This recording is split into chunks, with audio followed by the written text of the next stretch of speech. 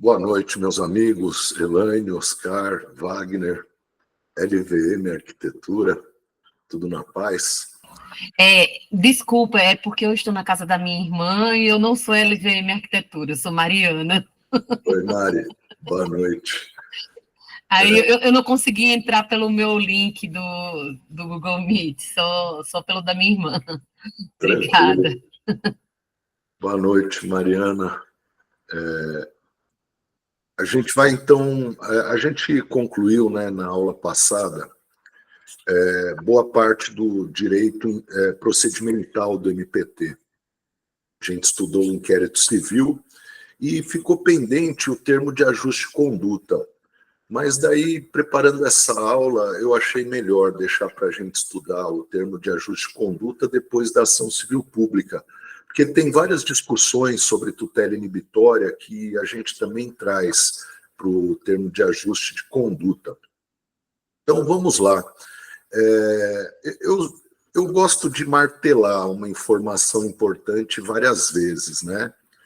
E eu sempre digo, né, que aquele jurista espanhol, Manuel Carlos Palomeque Lopes, ele é um professor da Universidade de Salamanca, na Espanha, e muitos membros do Poder Judiciário e do MPT, da advocacia trabalhista também, vão para a Europa, fazem curso de especialização, de mestrado na Espanha. Então, Palomeque Lopes é um professor com grande influência, grande poder de penetração das suas ideias, né, na nossa academia. E é dele aquela frase: não existe direito individual do trabalho. E a gente sempre acentua que, através dessa hipérbole, né, desse exagero, o que o mestre espanhol quer dizer é que raramente a lesão trabalhista atinge um único indivíduo que foi deliberadamente escolhido para ter seus direitos violados. Geralmente, a lesão trabalhista é coletiva. Se alguém atrasa salário, 13º, não recolhe FGTS e não observa os atributos de duração do trabalho, de meio ambiente do trabalho, que possui caráter indivisível, né? Geralmente isso acontece em face de todos os trabalhadores da empresa, de modo que causa espécie que a gente se debruce tanto sobre institutos de direito individual do trabalho e estude tão pouco direito coletivo do trabalho. E ratificando essas considerações, o grande professor Homero Batista Mateus da Silva, um dos maiores escritores do direito do trabalho, ele diz que é uma ficção a gente acreditar que alguns poucos milhares de magistrados darão conta de atender a uma população economicamente ativa de mais de 100 milhões de brasileiros através de pequenas ações trabalhistas individuais. Então, é fácil apontar que o futuro de uma grande advocacia trabalhista está nas ações civis públicas. É uma nova forma de advogar, de pactuar honorários, né? Honorários por hora, ou então por ato praticado, contrato para a fase pré-processual, depois para a fase processual, uma atuação pré-processual objetivando a composição, o termo de ajuste de conduta, depois uma advocacia assessorando a empresa a cumprir o termo de ajuste de conduta. Também a ação civil pública é derradeira para a sobrevivência da justiça do trabalho, porque desde o fim da estabilidade decenal, nenhum trabalhador reivindica direitos no curso do contrato de trabalho, porque ele vai sofrer retaliações. Então, ele espera a extinção do vínculo empregatício para, então, manejar uma ação. E isso empobrece a função da justiça do trabalho, empobrece o processo do trabalho, porque acaba sendo um processo voltado apenas para discutir tutela ressarcitória, verbas rescisórias. quase que uma agência do Poder Executivo hiperqualificada. E para o Ministério Público do Trabalho, então, nem se fala, né?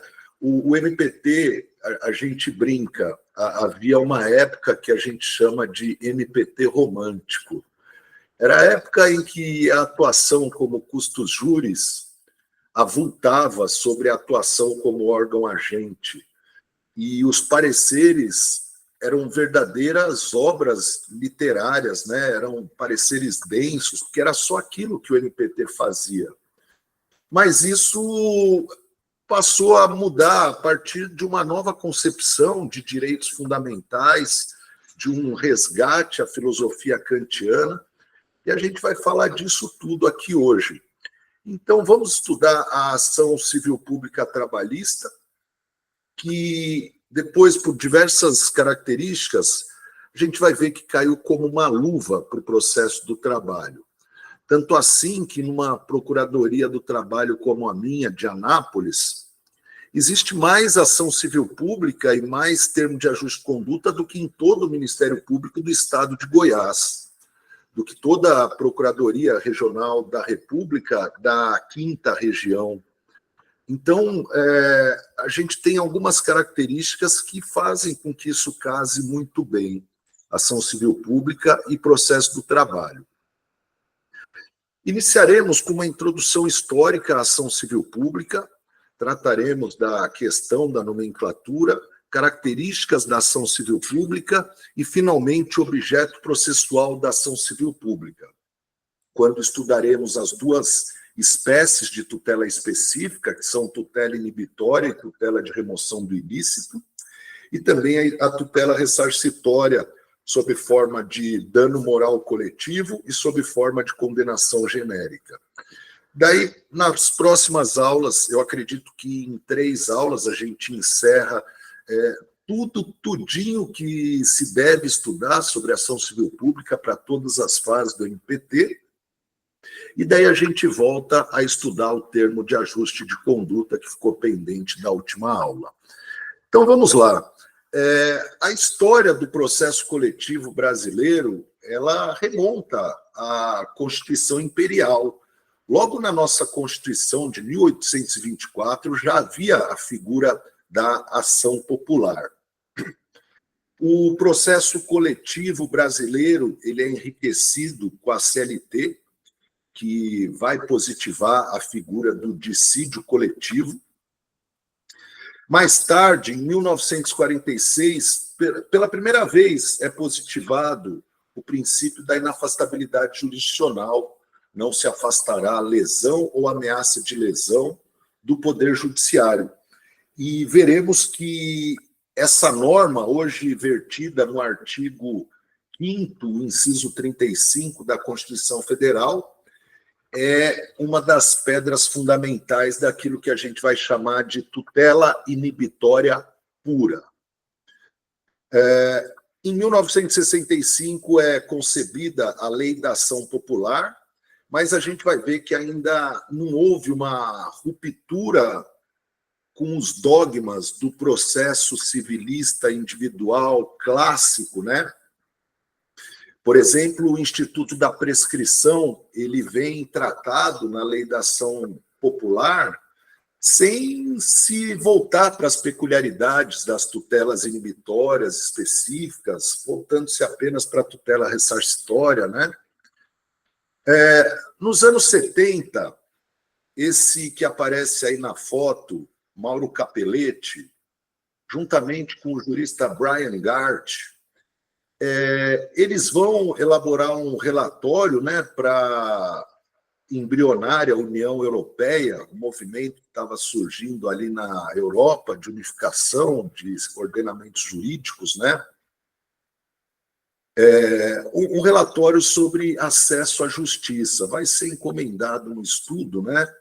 E na Europa a gente tem... são muito díspares, né, as formas de prestação jurisdicional. Uma curiosidade é que a gente sempre estuda muito processualista italiano, E na Europa, o processo civil italiano ele é um pouco ironizado.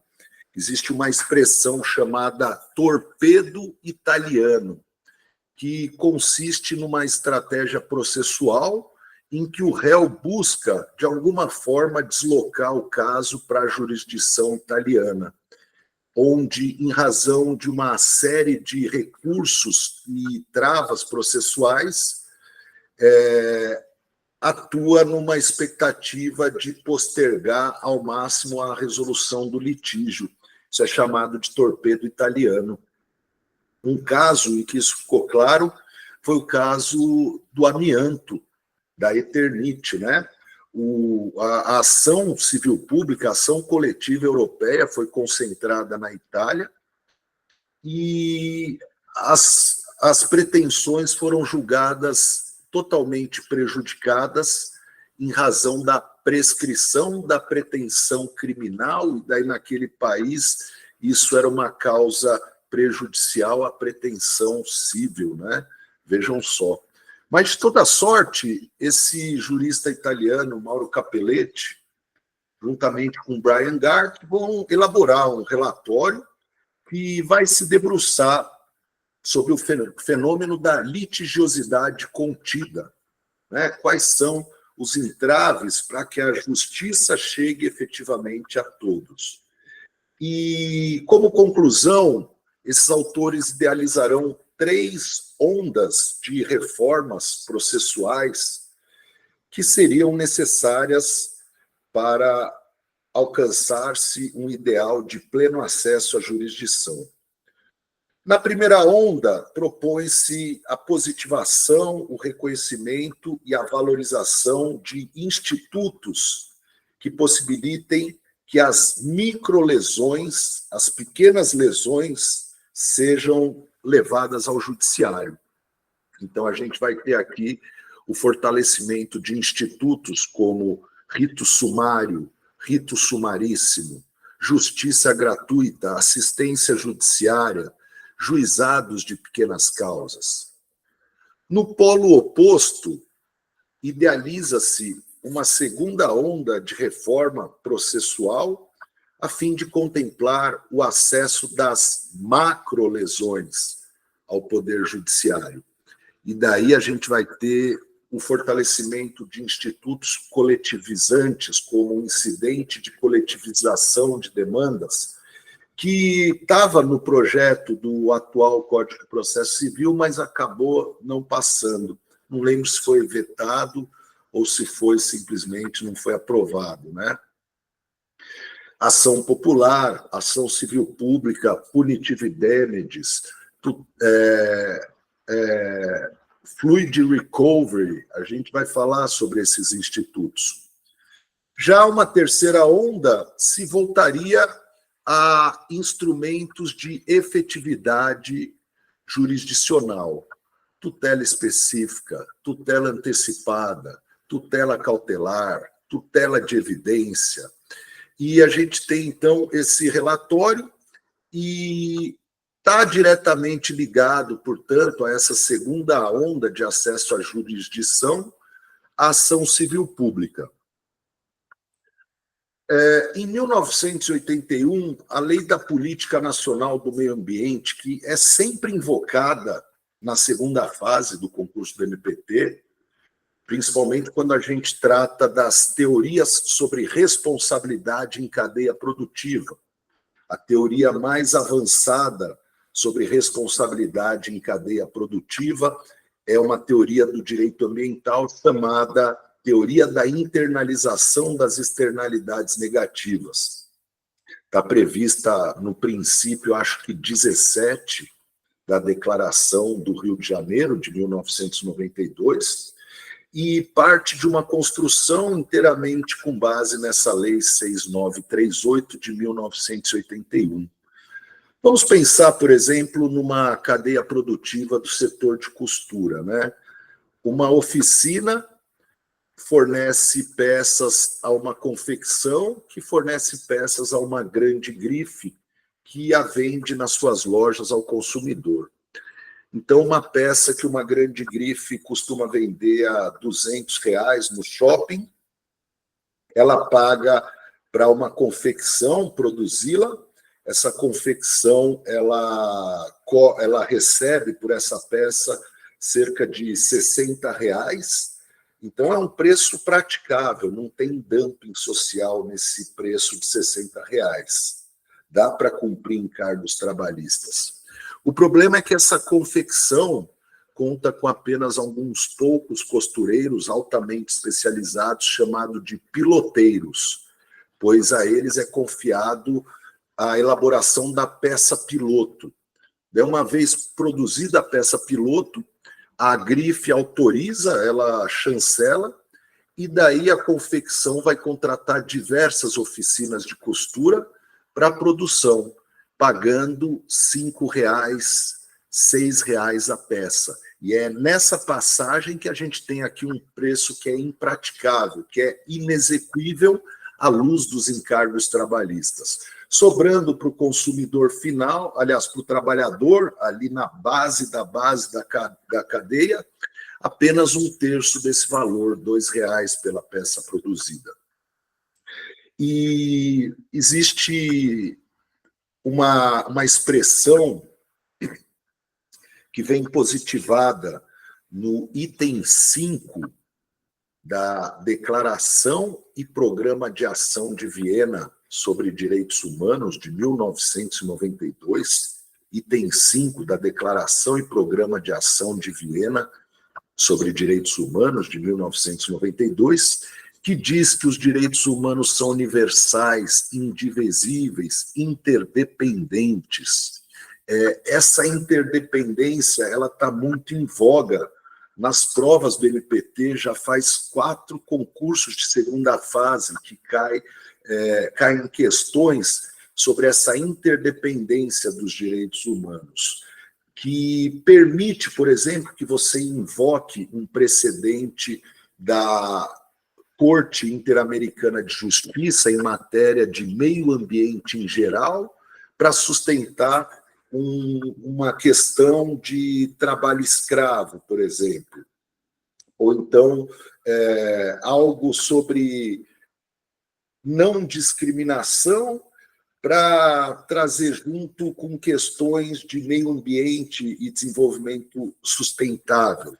Então, isso vai possibilitar esse fluxo, né, esse intercâmbio entre sistemas, entre direito ambiental, direitos humanos, direito do trabalho, pois os direitos humanos são indivisíveis, interdependentes, interconectados, né?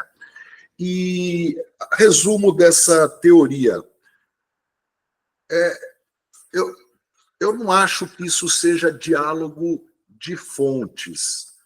Mais tarde a gente vai falar disso, Wagner, porque a gente vai falar do microsistema da tutela meta-individual, e ali a gente vai ter o diálogo de fontes mais específico entre CDC e Lei da Ação Civil Pública, por meio de remissão recíproca, né? O CDC manda aplicar a Lei da Ação Civil Pública, a Lei da Ação Civil Pública, no artigo 21, manda aplicar o CDC, na parte de tutela meta-individual. Aqui seria mais uma, desculpem, mas é o nome do curso, né? Método Gestalt. O nome do curso, eu me inspirei nas aulas de Guilherme Guimarães Feliciano sobre direito ambiental, e ele falava assim, né? A Gestalt é uma ideia de que o todo não é simples somatória dos seus elementos. O todo ele é uma coisa distinta a partir da intensa interação entre seus elementos, né? E eu sempre dou esse exemplo, e é isso que o método Gestalt busca, a inteligência coletiva. Ela é gestáltica. Por exemplo, ela não é simples somatória da minha inteligência com a do Wagner, com a da Elaine, com a do senhor Lucas. Não, eu apresento uma ideia, o Wagner vem com uma teoria, o Pedro apresenta uma crítica, a Renata fala de outra coisa. E nisso, a gente vai produzindo uma inteligência coletiva que é muito mais do que a somatória das nossas inteligências individuais. E é por isso que a participação ativa de todos ela é muito importante. Por exemplo, esse é um tema que a gente não traria aqui se o Wagner não tivesse apresentado o diálogo de fontes, né? E o mestre Guilherme Guimarães Feliciano, assim como o Ronaldo Lima dos Santos, que está sempre na banca do NPT e titulariza essa cadeira do mestrado ao lado do Guilherme Guimarães Feliciano, eles dizem que meio ambiente do trabalho é uma disciplina gestáltica, porque não é simples somatória das regras do direito do trabalho com as regras do direito ambiental. Não, eles interagem produzindo preceitos próprios, como, por exemplo, o princípio da qualidade contínua, que a gente vai estudar quando estudar direito ambiental do trabalho, a internalização das externalidades negativas, né, atua com uma lógica própria.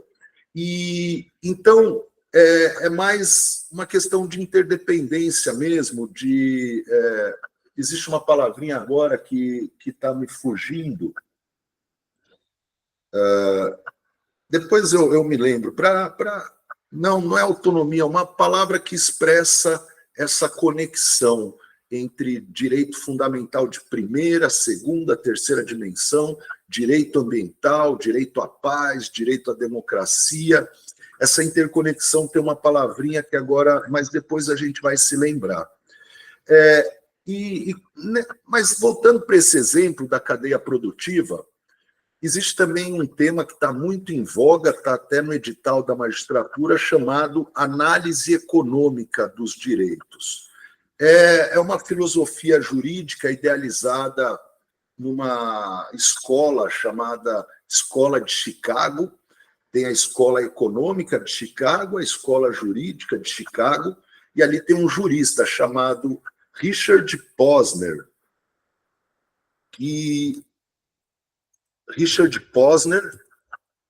escreveu uma obra chamada O Custo dos Direitos, né?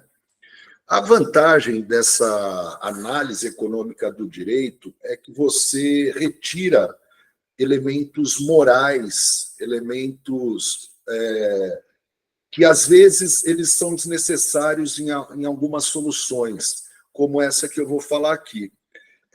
Por exemplo, a gente tem esse contexto, né, e deságua em problemas de trabalho escravo. Essa cadeia produtiva, em razão desse dumping social, ali na base vai ter uma exploração massiva de cidadãos imigrantes, principalmente bolivianos, peruanos e paraguaios, que vão receber R$2 por peça, vão habitar em condições degradantes, vão trabalhar das 7 à meia-noite, de segunda a sábado, vai ter vigilância, retenção de documentos e tal.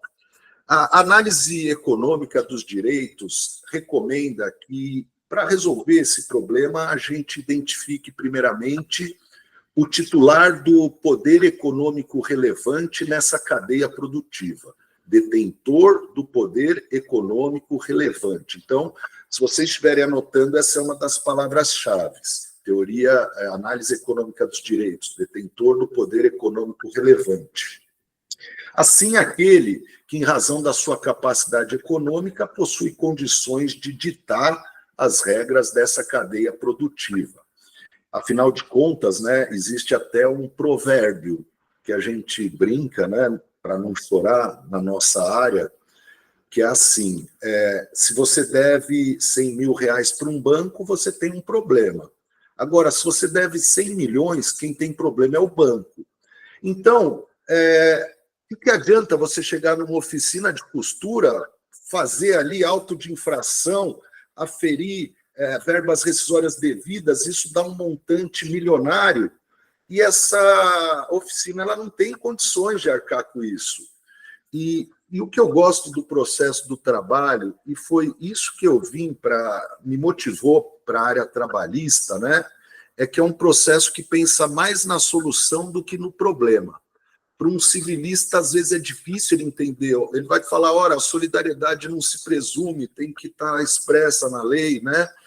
Mas vamos pensar mais na solução e depois a gente pensa no fundamento jurídico.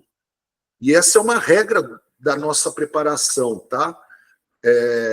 Reafirmar nosso mantra. Não existe situação de violação a direitos humanos que não tenha como a gente tutelar. Não existe. A gente tem que construir a tutela. É isso que é exigido na terceira e segunda fase.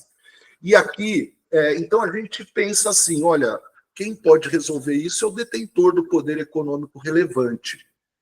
Mas como que a gente vai responsabilizá-lo juridicamente?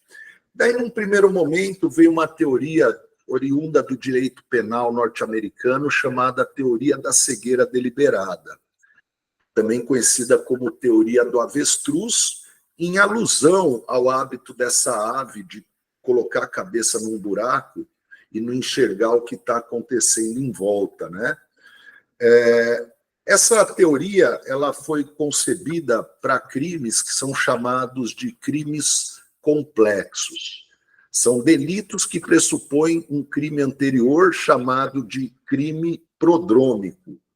Por exemplo, o crime de receptação pressupõe um crime prodrômico de roubo, furto, descaminho, contrabando. O crime de lavagem de dinheiro, embora seja punível autonomamente, pressupõe um crime prodrômico de tráfico de entorpecentes, aqueles crimes contra a administração pública, né? E muitas vezes o réu desses crimes complexos se defende dizendo: eu não sabia da origem ilícita desse bem, não sabia que ele era produto de roubo. E daí a teoria da cegueira deliberada vai questionar. Você não percebeu que você comprou por apenas R$40 mil um carro BMW que vale R$600 mil? Não achou esquisito?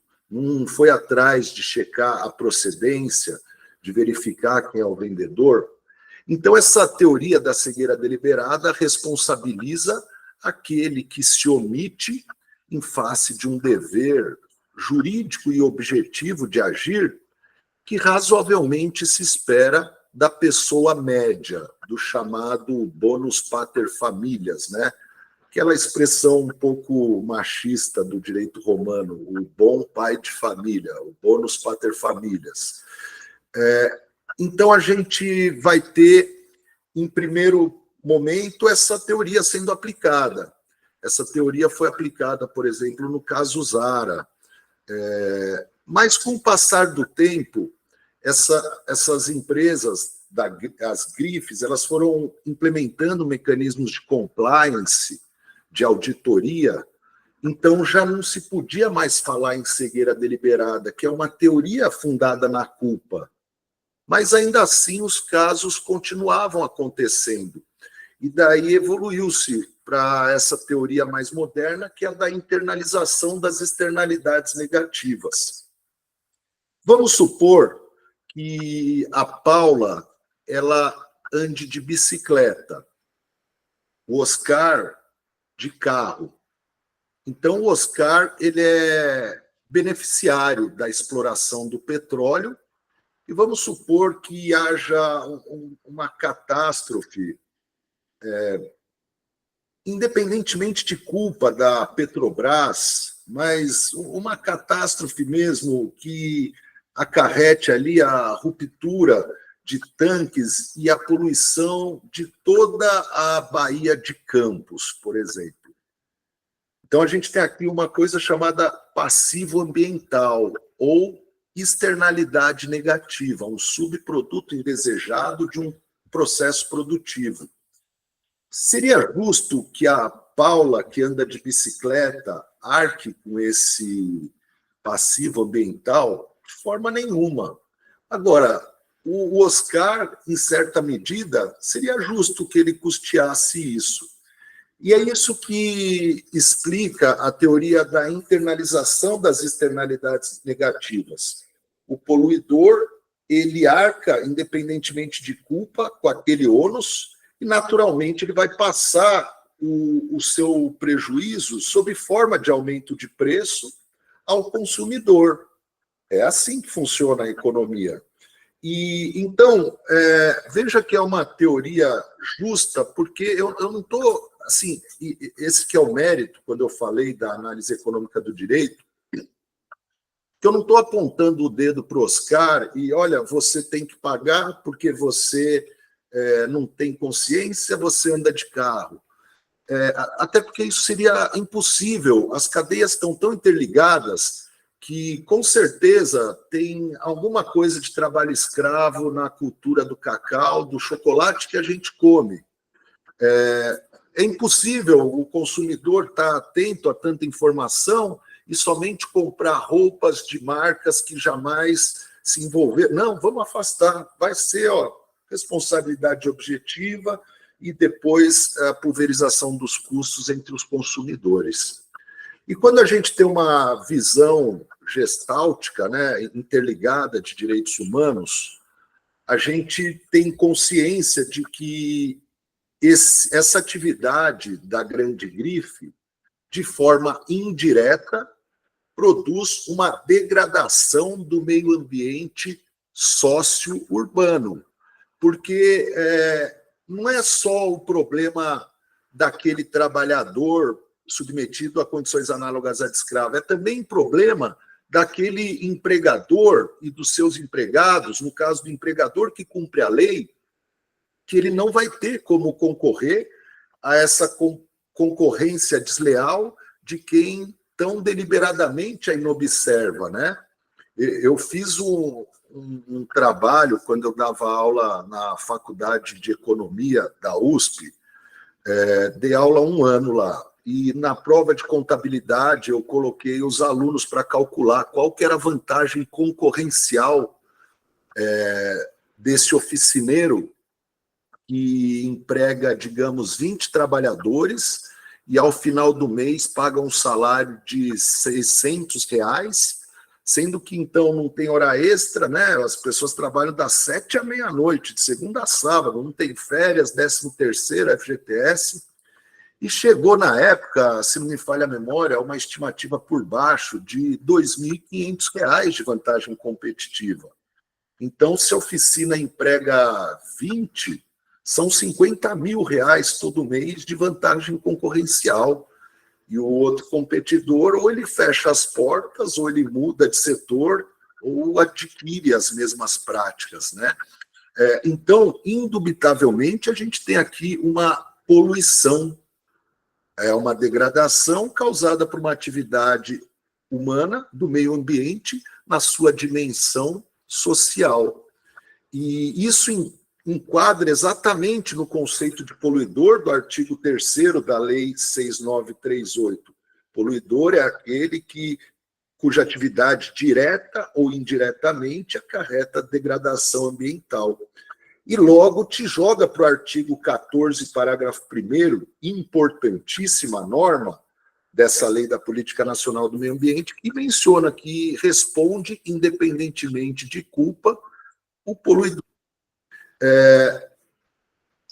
Exato, Wagner. E daí tem essa questão da concorrência desleal entre as empresas, que, inclusive, no MPT tem um procurador que eu considero um gênio, chamado Rafael Araújo Gomes, que não apenas ele motiva seu pedido de dano moral coletivo nos dumpings sociais da vida, na concorrência desleal, como também aplica a lei da defesa, a lei da defesa da atividade econômica, antigamente chamava lei antitrust, mas é uma nova lei, para fazer a dosimetria com base em percentual de faturamento da empresa, nos termos dessa lei, e ele também oficia o CAD, o Conselho Administrativo de Defesa Econômica, para atuar requisitando a instauração de processo administrativo.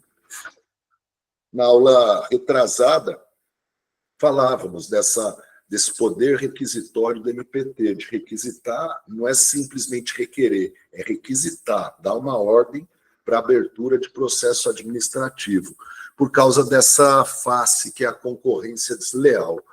É legal isso que você menciona, Wagner, porque quando eu dou aula sobre trabalho escravo, palestra para tribunais, empresários, uma coisa que a gente conclui não são apenas razões de ordem econômica que empolgam o combate ao trabalho escravo. Aliás, razões de ordem humanitária. As razões de ordem humanitária valem para nós. O mundo lá fora não sensibiliza com isso, não. Mas são também razões de ordem econômica. Trata-se de proteger o empregador, cumpridor da lei, da concorrência desleal de quem abertamente a inobserva, né? E daí, quando isso é dito, meio que, opa, agora vou prestar atenção, agora... Então, isso a gente tem que carrear sempre. Quando a gente for debater, escrever uma peça, não são apenas razões de ordem humanitária que empolgam o combate ao trabalho escravo, aos déficits de direitos humanos, são também razões de ordem econômica.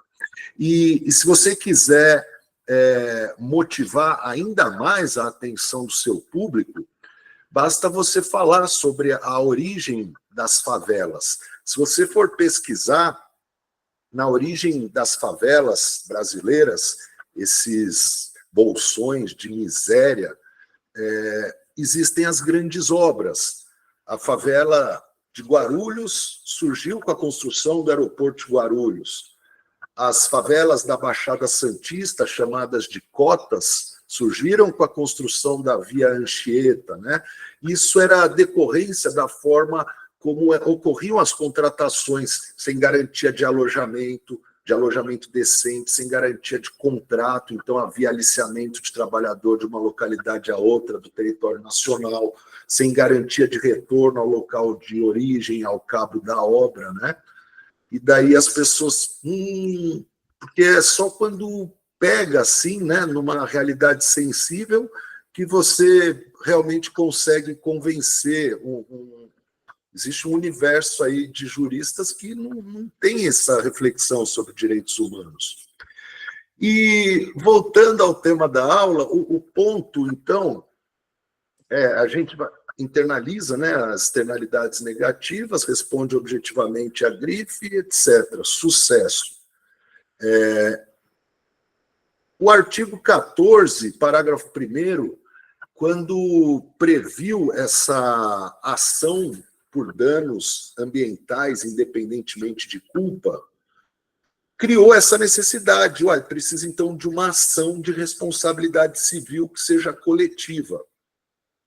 Daí, pela primeira vez, a expressão ação civil pública veio mencionada na antiga Lei Orgânica Nacional do Ministério Público, a Lei Complementar 40, de 1981, que vai mencionar a ação civil pública em contraposição à ação penal pública.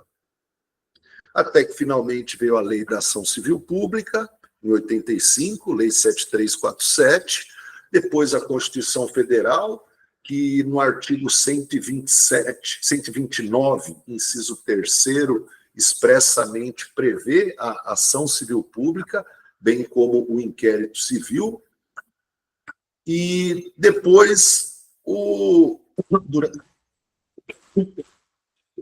durante o governo Collor, tivemos CDC, ECA, e então, finalmente, marcos normativos para hoje a gente falar em um microsistema de processo coletivo brasileiro. A gente tem aqui uma questãozinha, a título de curiosidade, né? Qual que é a nomenclatura que devemos utilizar? Ação civil pública ou ação coletiva? O pessoal na terceira fase fica em dúvida, né? Eu devo fazer uma peça, dar o nome de ACP, de ação coletiva, porque o CDC fala em ação coletiva, a Lei 7347, ação civil pública, né? Podem usar ação civil pública, ponto final. Não precisa ser ação civil pública acumulada com ação coletiva, porque está manejando pedidos difusos e juntamente com individuais homogêneos. Não, só ação civil pública. E existe uma certa ciumeira na origem dessa controvérsia, né? a respeito dessa nomenclatura, uma questão de tertúlia acadêmica. Nos anos 80, no primeiro Congresso Nacional de Direito Processual em Porto Alegre, grande abraço aí aos amigos colorados, gremistas, em 1983, os professores da cadeira de Direito Processual Civil da Universidade de São Paulo, Valdemar Maris de Oliveira Júnior, Ada Pellegrini Grinover, Cândido Dinamarco e Kazuo Watanabe, apresentaram um anteprojeto de Código de Processo Coletivo, utilizando a expressão ação coletiva, né? E nessa mesma época, no Ministério Público do Estado de São Paulo, ocorria um seminário, né? E autores como Antônio Camargo Ferraz, Edson Milaré, que é uma referência de direito ambiental, Nelson Nery Júnior, uma referência de direito processual civil, esses promotores apresentaram um outro anteprojeto em que se empregava a expressão ação civil pública. Esse anteprojeto dos promotores, ele era muito mais prático, de modo que tomou a dianteira na tramitação do projeto de lei no Congresso Nacional, que culminou na Lei da Ação Civil Pública. Já esse anteprojeto dos professores, muito mais acadêmico, ele tem algumas críticas de ordem prática. Ele acabou relegado nesse primeiro momento, mas mais tarde ele foi incorporado ao projeto de lei que culminou no Código de Defesa do Consumidor. Então, é por isso que daí a gente vê no CDC a expressão ação coletiva, e isso causa até um impacto, assim, então, quando é defesa de interesses individuais homogêneos, pois é disso que trata o CDC, eu uso a expressão ação coletiva, e quando é difuso ou coletivo em sentido estrito, eu uso ação civil pública, né? Tem essa discussão, mas pode usar ação civil pública, não precisa se preocupar nada com isso. Bom, agora um capítulo importante da nossa aula, trataremos aqui das características da ação civil pública. Sempre que a gente estuda, né? A gente estuda, eu recomendo estudar por escrito, já falei disso em aula passada, deixando registro, né? Ou digitando, ou escrevendo, a menos que você não tenha dúvidas de que o seu método é de simples leitura. Eu falo isso porque com isso eu espero economizar dinheiro e meses de coaching, porque a pessoa, é uma conclusão empírica, tá? A pessoa que memoriza fácil, somente assistindo aula, somente lendo, é realmente uma pessoa muito rara. É raro. Tal como o franco-atirador é uma pessoa rara em meio aos concurseiros, aquele que presta um concurso só, vai lá e passa, esse tipo de estudante também é muito raro. E esse tipo de estudante, ele já sabe que o método dele de estudo é esse, é lendo. Então, se você tem alguma dúvida sobre o seu melhor método de otimizar estudo, muito provavelmente é o método escrito, né? E o método escrito a gente vai fazendo resumo ali da aula, resumo do que lê, e depois é importante isso, porque estudar é que nem um elástico, você estica, para de estudar, meio que volta, né?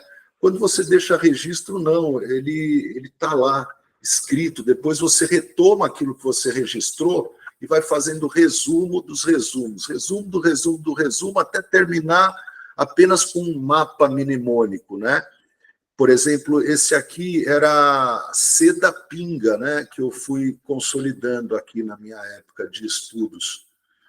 Eu gosto das características dos direitos humanos. Fui PM, casado, hippie, fundamentalidade, unidade, indivisibilidade, positividade, máxima eficácia, historicidade. E eles ajudam tanto na prova objetiva, mas principalmente na discursiva. Na discursiva cai uma questão terrível. Respira, se lembra das características e pega um gancho a partir dessas características ou dos princípios, né? Então, e vocês vão ver, garanto para vocês que isso vai ajudar vocês a memorizar artigos muito específicos que a gente vai ver no decorrer do estudo da ação civil pública. Bom, socialização do processo. Trata-se, segundo a doutrina de Kazuo Watanabe, de conferir uma função social ao processo, aquela segunda onda de acesso à jurisdição, né? Tem a ver com você, então, distribuir jurisdição para mais pessoas, amplitude da jurisdição. Economia de tempo, esforços e despesa. O Rodolfo Camargo Mancuso e o Kazuo Watanabe utilizam uma expressão que é a seguinte: o processo coletivo ele moleculariza as lides, enquanto que o processo individual ele atomiza, né? Molécula é um conjunto de átomos, então é um conjunto de interesses aqui. E isso é muito significativo, não apenas pelo aspecto prático da coisa. Por exemplo, existe uma prova meio que tarifada no processo do trabalho, que é a prova da insalubridade ou da periculosidade. Depende de laudo pericial. Ao invés de você ter centenas de processos individuais, cada qual produzindo um laudo pericial, você moleculariza num único processo, numa única ação civil pública, toda essa produção probatória, né? Eu estou falando aqui de uma coisa que parece simples, né, quando eu falo adicional de insalubridade, mas não é simples se você pensar, por exemplo, em centenas de trabalhadores adoecidos em função de contaminação por mercúrio numa fábrica de lâmpada, em função de chumbo numa fábrica de agrotóxicos, que são doenças que demandam muito tempo, né, para se manifestar. E daí é útil, você economiza tempo, esforço e despesa, reunindo tudo num só processo. Mas não é só esse caráter econômico, não.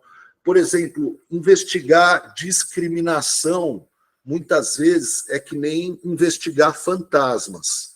Vamos supor que uma pessoa ela foi mandada embora de uma empresa, ela tinha usufruído do benefício B91, né, o auxílio doença acidentário, hoje chamado de benefício por incapacidade total temporária acidentário.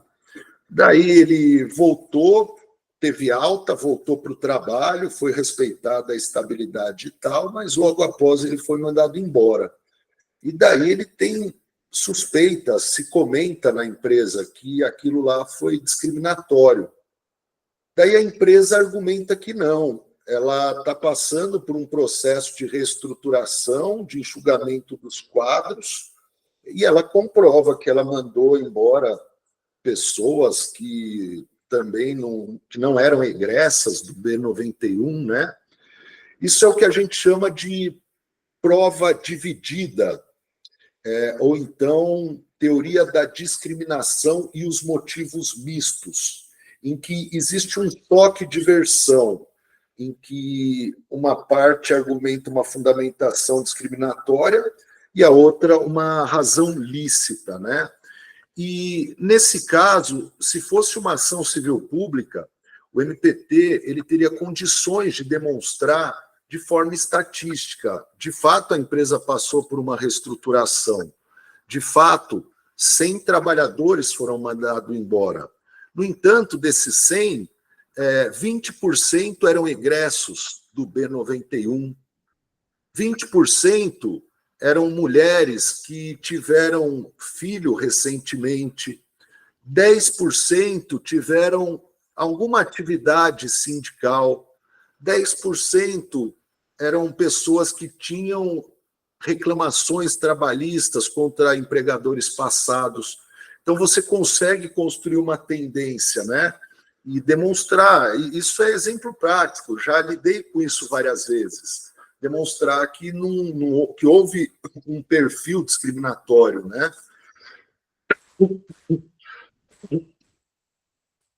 Democratização do processo.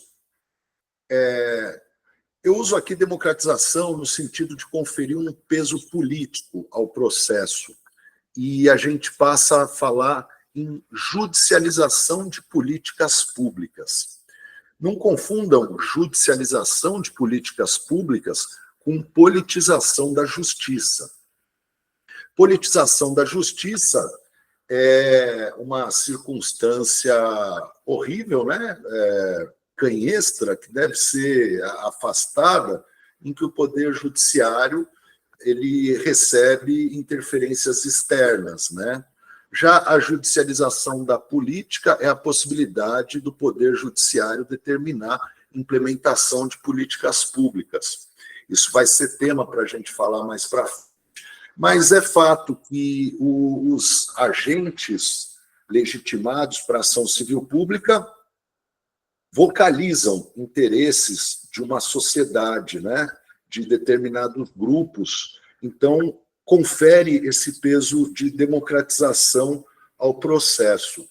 Na nossa área, tem uma coisa que eu acho muito apaixonante de estudar. A gente vai ter o módulo Direito Coletivo do Trabalho. E a gente vai ver que, quando a gente estuda direito coletivo do trabalho, a gente estuda a história política do nosso país. Porque por trás de todo governo, de todo partido político, existe uma base de sustentação política, que é uma central sindical, ou uma federação, ou alguns sindicatos, né? Por exemplo, o PT, a sustentação dele é a CUT. O PDT, hoje eu não me lembro mais os nomes atuais dos partidos, né? Mas é a força sindical. O PDT acho que virou Podemos. O PMDB, que é aquele partido, né, que está sempre no poder, então ele tem um pé no sindicalismo profissional através de uma central ali, e tem um pé também, tem apoio também em uma federação, acho que do comércio. Os partidos de direita, né, eles vão ter essa sustentação nas confederações da indústria, e assim vai. O PSOL está ligado ao Conlutas. Então, a gente tem aqui realmente um peso político quando a gente fala de processo coletivo, ainda mais considerando essa peculiaridade do direito coletivo do trabalho, que é bem política. Só para vocês terem uma ideia do que eu estou dizendo, há uns 10 anos atrás, e é isso, sempre falo assim, né? A coisa que eu mais gosto do MPT é a independência funcional. Você escolher a sua bandeira, né? Não é um escudo para não fazer nada, é um princípio ativo, para você entender aquilo que você deve atuar. E daí, um colega também genial, chamado Paulo Douglas de Moraes, na época ele estava lotado na 23ª região. Grande abraço aos amigos mato-grossenses.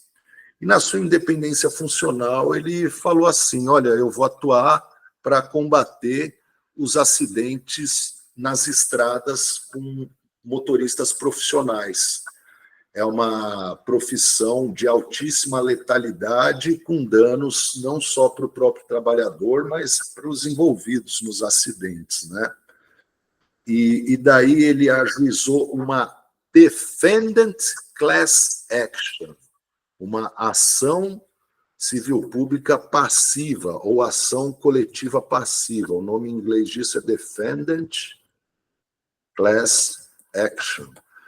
No último concurso regionalizado para a magistratura do Rio de Janeiro, abraço aí aos amigos fluminenses, caiu expressamente uma questão sobre ação coletiva passiva, né? Ou seja, ao invés dele ajuizar uma ação contra cada pequeno transportador autônomo de carga, cada empresinha de transporte de carga, ele ajuizou uma única ação civil pública contra a União Brasil Caminhoneiro e a Confederação Nacional do Transporte, com pedido de que os efeitos da tutela irradiassem para todos aqueles que estavam no polo passivo por intermédio dessas associações de classe. Então, isso que é a ação coletiva passiva, é a classe no polo passivo. E, lógico, mais tarde a gente vai falar disso. Na próxima aula sobre ação civil pública, a gente vai falar dessa ação coletiva passiva. Então, veja, primeiro traço de genialidade foi isso. Esse molecularizou mesmo as lides numa única ação. E esse processo terminou num acordo. Veja só os termos do acordo. Os réus se comprometem a fazer aprovar uma lei com as seguintes normas, A, B, C, D, e essa lei foi aquela lei que foi a reforma da jornada dos motoristas. A jornada, todos aqueles artigos difíceis pra caramba de estudar, sobre dupla pegada, tempo de rodagem, tempo de sobreaviso, foi por conta desse acordo. Mas vejam, então está evidente a democratização do processo. Mas esse caso interessante não termina por aí. Mais tarde, uns 3 anos depois, acho que isso faz uns 5 anos, foi um pouco antes da epidemia, vocês se lembram que, em protesto, diversos motoristas de caminhão paralisaram as rodovias?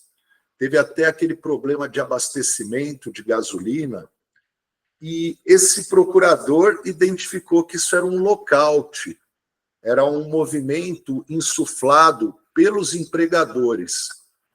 E daí, o que ele entrou? Entrou com um habeas corpus coletivo na Justiça do Trabalho, para liberar as rodovias. Então, vejam que interessante, né? E se você precisar entrar com um provimento maluco desses, heterodoxo, qual que é a base normativa? É o importantíssimo artigo 83 do Código de Defesa do Consumidor. Esse artigo 83 diz o seguinte: para a tutela dos interesses previstos nessa lei, são admissíveis todas as formas de ação, ou seja, para a tutela dos interesses meta-individuais, são admissíveis todos os tipos e espécies de provimento mandamental, cautelar, esse aí de habeas corpus. E daí, há algum tempo atrás, uma das questões de segunda fase do MPT era se era possível o MPT ajuizar mandado de segurança coletivo, pois o Ministério Público não consta do rol expresso dos legitimados para o mandado de segurança coletivo. E daí a solução era invocar esse artigo 83 para dizer isso, é uma tutela meta-individual, todo tipo de provimento é cabível, todo tipo de ação, né? Bom, ampliação do acesso à jurisdição, isso está meio confundido aqui com socialização do processo, né? Mas tem a ver, então, com a segunda onda de reforma, né? Proposta por Capelletti e Gart. Daí aqui está, na número 5, a característica mais importante da ação civil pública em relação ao processo do trabalho, que eu já falei na aula passada. Possibilidade de prevenção ou reparação imediata do ilícito. Porque a gente falou na aula passada e no começo dessa aula, né, que a Justiça do Trabalho só lida com questões após a ocorrência do ilícito, do dano. porque a pessoa espera ser mandada embora, extinguir o vínculo empregatício, para reivindicar justiça, já que ela teme uma retaliação se ela entrar com um processo no curso do contrato de trabalho. A ação civil pública, através dos seus entes legitimados, despersonifica esse polo ativo e assim introduz temáticas interessantes ao processo do trabalho, como tutela específica, tutela de remoção do ilícito, coisa que a gente não vê na reclamação trabalhista individual, em que quase sempre só se discute verba rescisória. Então, é esse um componente muito importante para que a ação civil pública se mostre muito mais presente na área trabalhista do que em todas as demais áreas.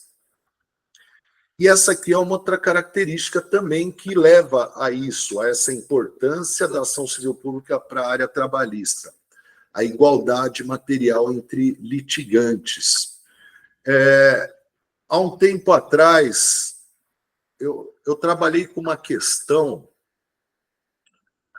no curso de prova discursiva.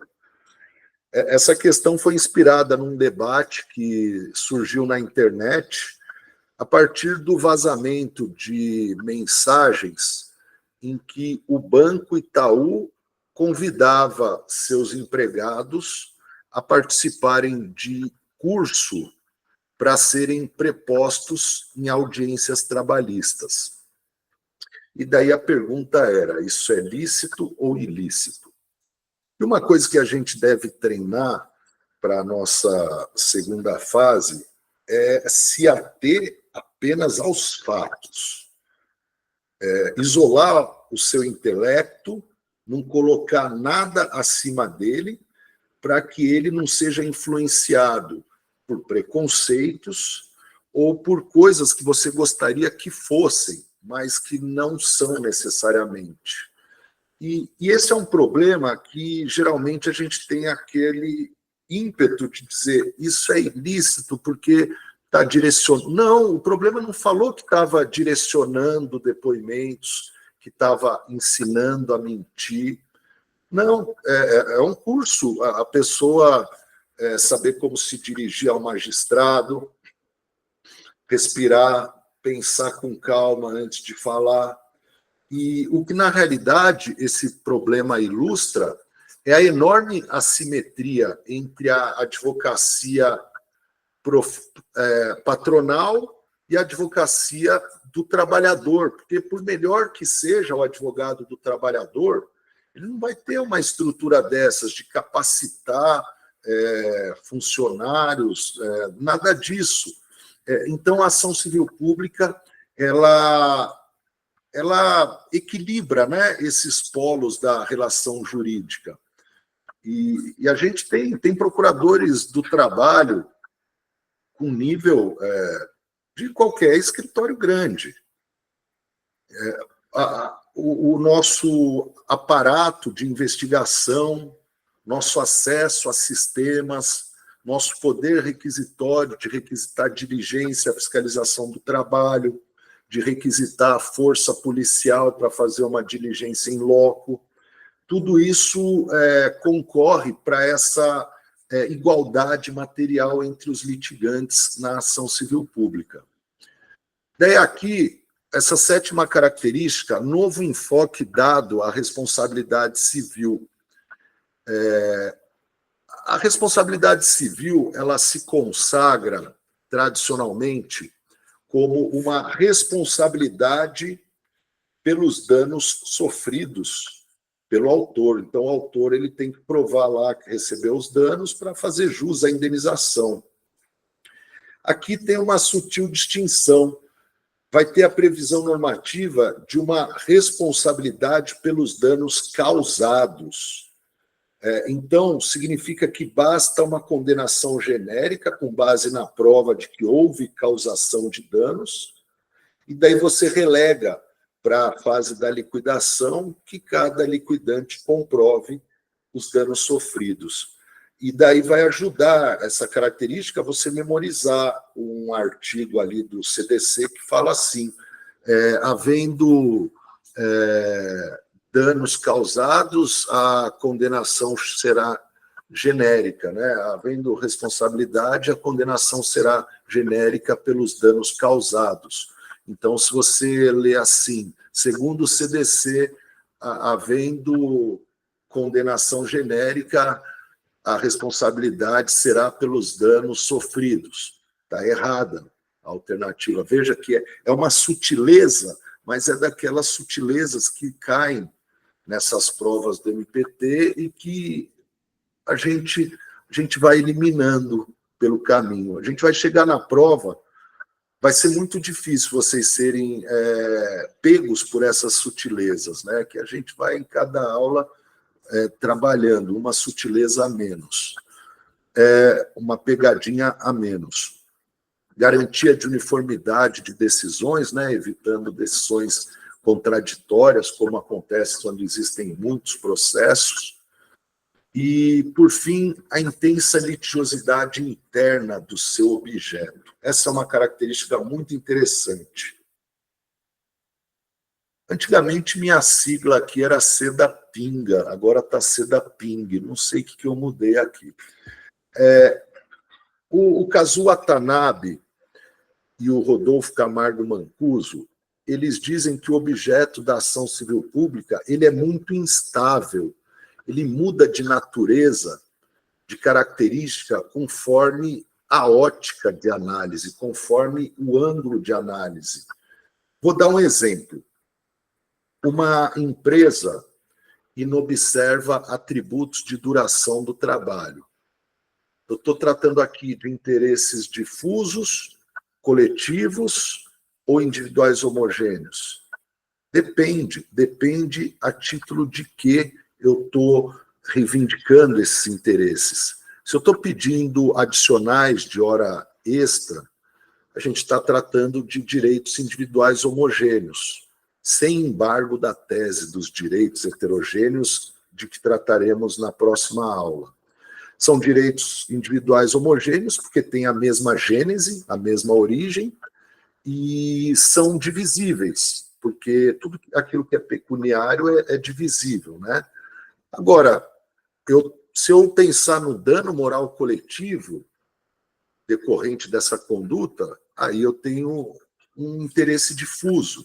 Se eu pensar no interesse do mercado de trabalho, de que sejam geradas vagas, ao invés de haver habitual extrapolação de jornada, também estou tratando de direito difuso. Se eu estiver pensando no interesse dos trabalhadores daquela empresa que podem se acidentar em razão das jornadas, e daí eu requeiro uma condenação a que se abstenha de prorrogar a jornada por mais de 2 horas, sem causa extraordinária que o autorize, daí é uma pretensão indivisível típica de interesse coletivo, daquela coletividade dos trabalhadores da empresa. Então, varia a intensa litigiosidade interna do objeto. Outro exemplo, também muito importante. Quando eu atuava em Rondônia, grande abraço aí aos amigos de Porto Velho, havia um lixão em condições tétricas, muito agressivas à saúde, né, ao meio ambiente. Então, era uma questão de direito ambiental na sua dimensão ali geral, né, de competência da Justiça Estadual. Porém, próximo àquele lixão havia uma universidade, e aquele lixão estava contaminando a água e, consequentemente, o meio ambiente de trabalho dos professores daquela universidade. E, então, sob essa ótica, é uma questão trabalhista, competência da Justiça do Trabalho, assim como ocorreu no caso Shell BASF, né? Contaminação de lençol freático, esse caso é a maior condenação, eu acho, da história do direito do trabalho brasileiro, mais de R$1 bilhão, né, de reais transitado em julgado.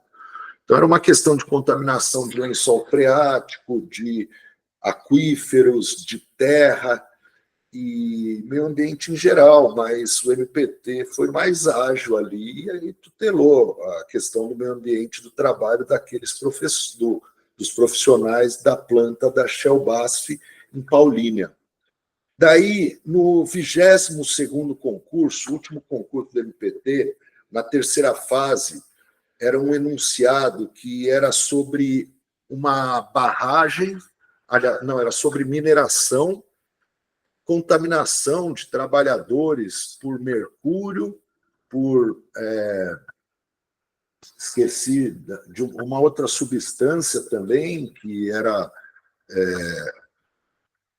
gerada, né? Amônia. Obrigado, Renata. E o problema ia mencionando assim várias coisas que eram difíceis de flagrar, mas mencionava assim, ó, a comunidade ribeirinha perdeu seus meios de subsistência porque os peixes estavam contaminados. Assim também as comunidades quilombolas que viviam no entorno. Também as comunidades indígenas, né, que, em razão tiveram sua terra invadida por mineração clandestina, ficando privada dos seus meios de subsistência. E o espelho de correção exigia que você tutelasse também essas pessoas que não tinham a ver com aquela relação de trabalho específica da mineradora, mas quando fala privou os meios de subsistência, é uma espécie de dica que o enunciado dá para dizer, ó, privou a fonte de trabalho e, portanto, tem a ver com relação de trabalho, tem a ver com o artigo 114.1 da Constituição. E daí era para tutelar também os interesses dessas coletividades, né? Isso tem a ver com essa intensa litigiosidade interna do objeto. Vou dar um último exemplo de intensa litigiosidade interna do objeto da ação civil pública, para a gente pegar aqui um outro sentido, e é um sentido que também é importante. Se o NPT entra com uma ação civil pública contra uma empresa pública que desvirtuou o princípio do concurso público, admitindo milhares de trabalhadores sem concurso público, a título de função comissionada, mas isso era apenas fraude, né? Daí essa ação civil pública provavelmente vai culminar no desligamento desses milhares de trabalhadores admitidos sem concurso. E daí fica essa questão. De um lado, existe um direito difuso, vertido na tutela da moralidade administrativa, do princípio da impessoalidade e no princípio do concurso público. Mas, de outro, também existe um baita interesse coletivo, pois a gente está tratando de milhares de pessoas que vão perder seu cargo, seu emprego público, seu cargo, né? E a afetação das famílias que deles dependem, né? Então, afinal, onde está aqui efetivamente o interesse público, né? A gente vê que está dos dois lados. E daí, essa consciência, ao menos sob o ponto de vista do Supremo Tribunal Federal, vai demandar uma harmonização entre os valores em jogo, ou seja, a construção de uma solução que possibilite, tanto quanto possível, a coexistência desses valores em conflito. E o Supremo Tribunal Federal definiu que, numa hipótese assim, ocorre litisconsórcio necessário no polo passivo com esses trabalhadores que serão afetados, que serão desligados. No entanto, a presença no polo passivo desses trabalhadores se dará de forma coletiva através da citação do respectivo sindicato. E com isso eu já adianto um ponto importante da próxima aula, que é o seguinte: só existem duas situações de litisconsórcio passivo necessário em ação civil pública. Só existem duas situações. Uma é essa jurisprudencial. Agora eu não lembro o número do tema, na próxima aula eu vou trazer. Mas o Supremo Tribunal Federal julgou que é necessário o litisconsorte daqueles que sejam afetados por ação civil pública motivada por inobservância do princípio do concurso público, salientando que esse litisconsórcio passivo opera-se não através da citação individual de cada trabalhador, mas citação do sindicato.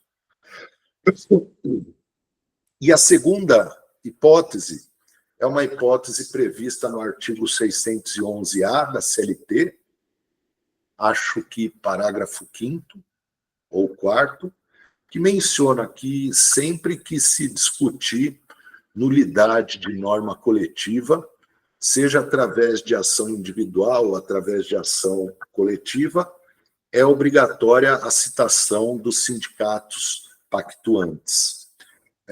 E às vezes a gente discute validade de norma coletiva em ação civil pública, né, em que incidentalmente se busca a declaração de nulidade da norma coletiva,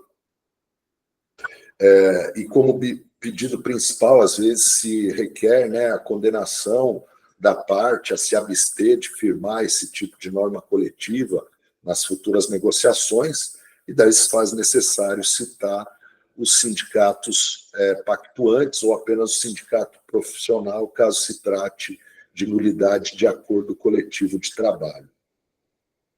Irmãos, agora a gente vai para a parte principal da nossa aula. Vamos lá, calma, vamos respirar.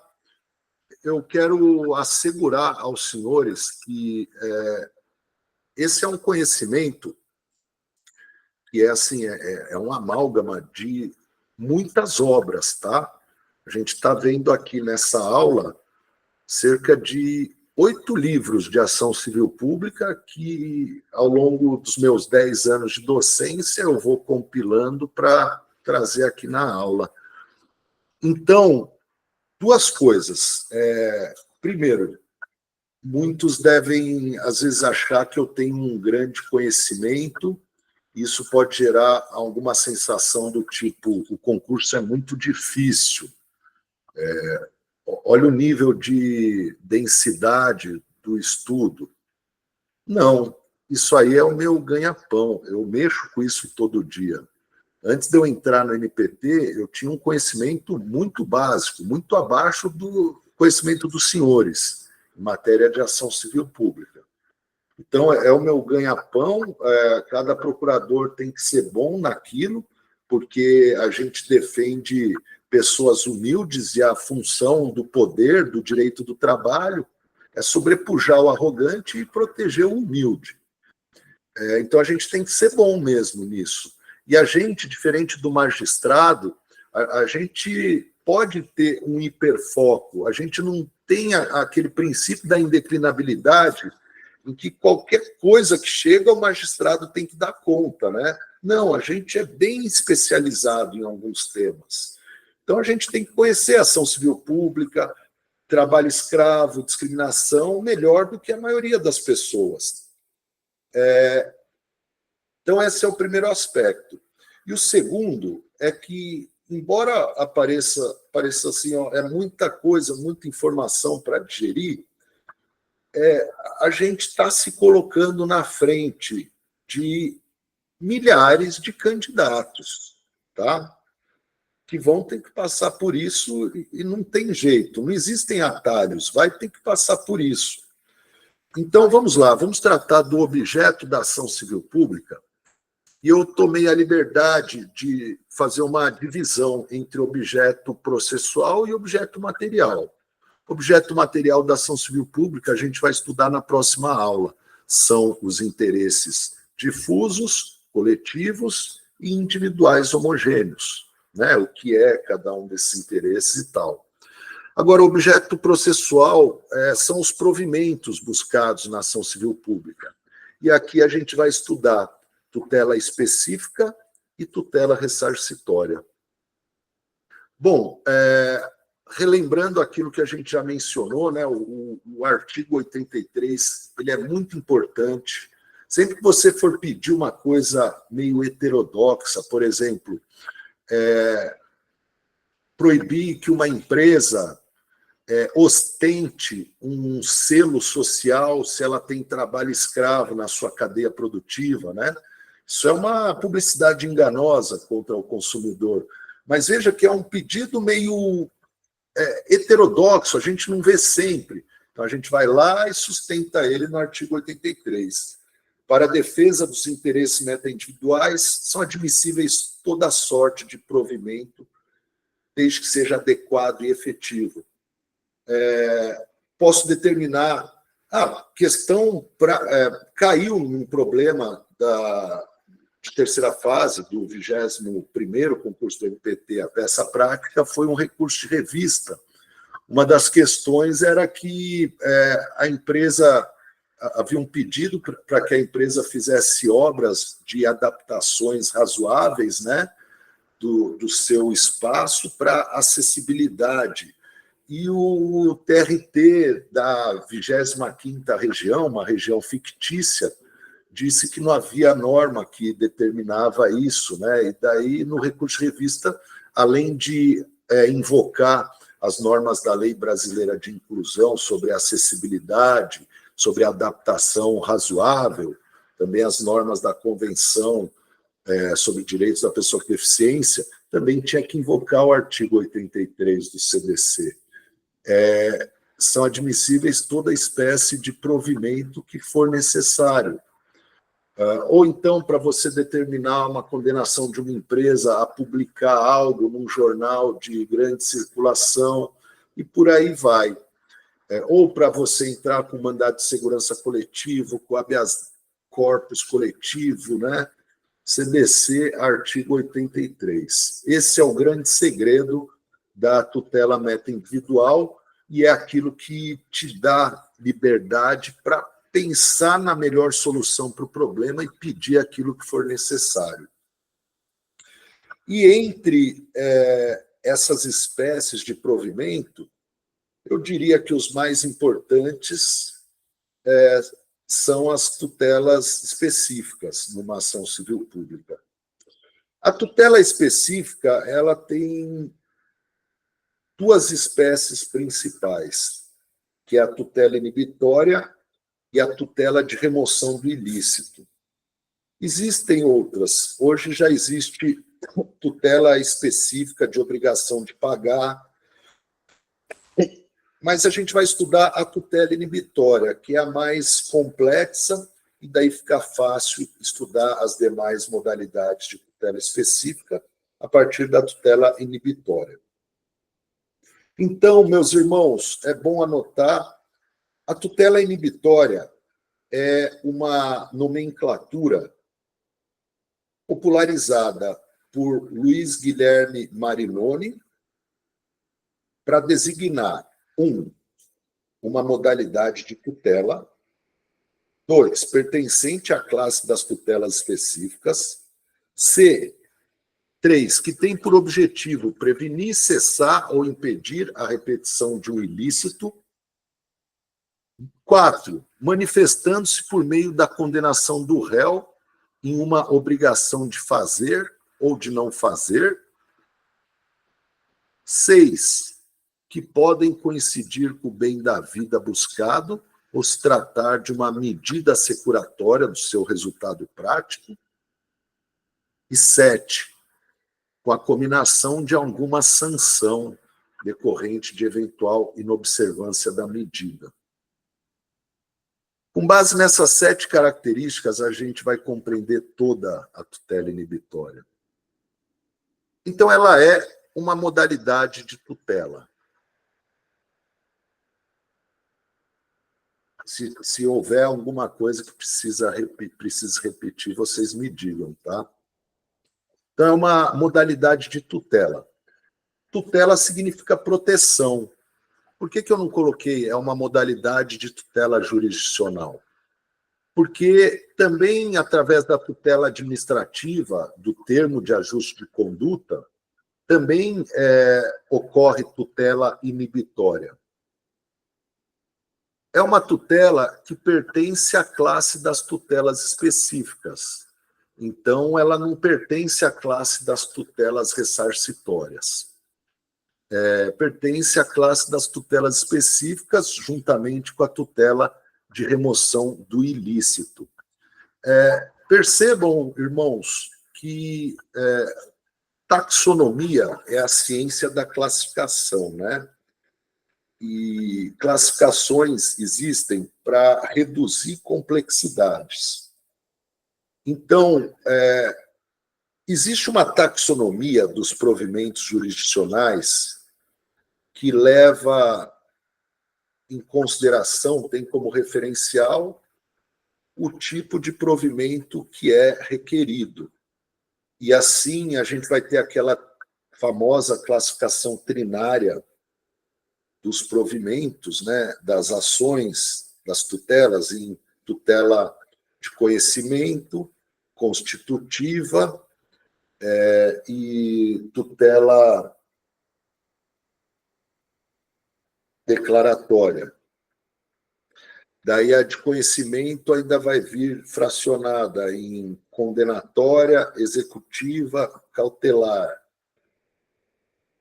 E daí tem essa classificação quinária proposta por Pontes de Miranda, né? Condenatória, declaratória, constitutiva, mandamental, executiva, lato sensu. Daí vai ter uma outra classificação de tutela, como eu disse, com base na carga do provimento de conhecimento, vai dividir em condenatória, executiva e cautelar. Não, essa aqui é uma taxonomia que não tem nada a ver com essas, é outro referencial. O referencial é com base se vai entregar o bem da vida ao seu resultado equivalente ou se vai verter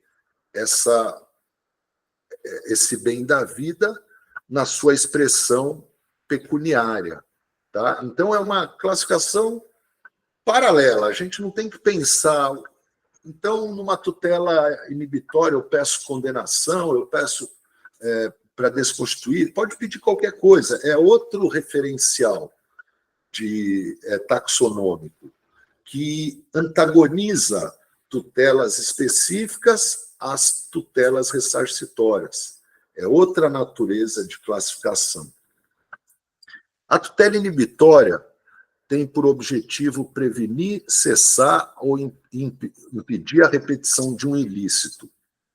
Essa característica, ela é uma característica comum a todas as tutelas específicas, não só a tutela inibitória, como também a tutela de remoção do ilícito, e é aquilo que distingue da tutela ressarcitória. A tutela específica se volta a um ilícito. A tutela ressarcitória se volta a um dano. Portanto, a tutela específica ela tem uma vocação prospectiva, ela se volta para o futuro, para impedir que venha a ocorrer, que continue ocorrendo, ou que volte a ocorrer um ilícito, enquanto a tutela ressarcitória se volta para o passado, para algo que já aconteceu, o dano. Durante muito tempo, vigorava uma tradição do antigo Código Napoleônico, segundo a qual todas as obrigações de fazer e não fazer resolvem-se em perdas e danos.